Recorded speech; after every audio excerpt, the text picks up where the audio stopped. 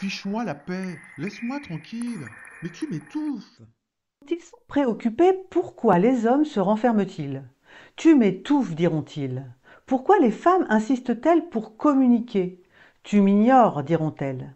Il y a quelques années, j'ai traîné mon mari au théâtre voir l'adaptation du best-seller de John Gray, Les hommes viennent de Mars, les femmes de Vénus. Ce qui m'a frappé, c'est la réaction du public.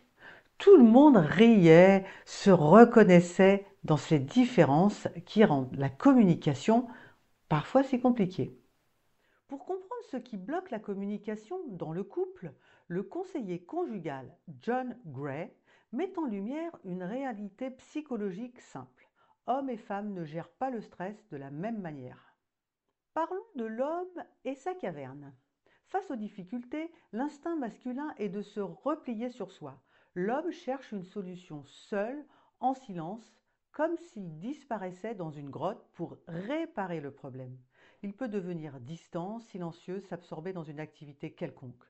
Plus on le questionne, plus il s'enferme. Non par rejet, mais par nécessité. Si la femme ou le féminin insiste, l'homme pourrait être tenté de dire « Tu m'étouffes ». Parlons de la femme et sa vague. La femme, elle, fonctionne plutôt comme une vague émotionnelle. Quand elle se sent aimée et soutenue, elle est au sommet, pleine d'énergie affective. Mais tôt ou tard, cette vague redescend. Elle se met à douter, se sent plus vulnérable.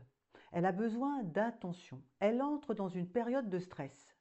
Si elle reçoit attention et réconfort émotionnel, elle remonte naturellement. Sinon, elle risque de s'éloigner affectivement.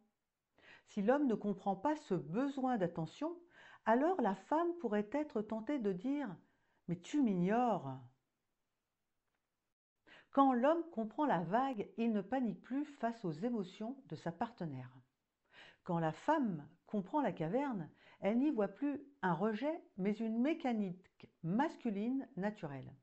Et quand chacun respecte le rythme de l'autre, la communication devient fluide et le couple se sent bien. Comme j'aime le rappeler, investir dans la qualité de votre communication vous coûtera nettement moins cher que des disputes, une séparation ou encore un divorce, mais surtout vous rapportera davantage le bonheur et la paix. Et si vous en discutiez ensemble ce soir?